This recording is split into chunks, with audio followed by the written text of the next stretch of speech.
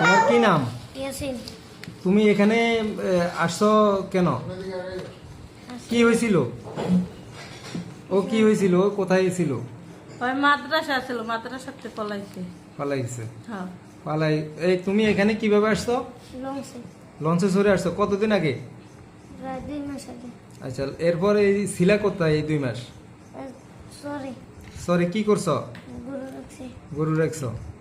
ও, আবার সেখান থেকে ফালাইছো আর পুলিশের কাছে আইছো না?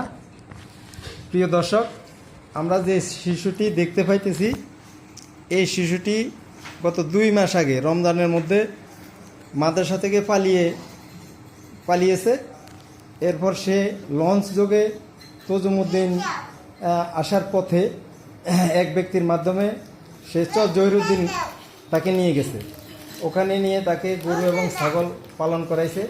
ওখান থেকে সে আবার পালিয়েছে।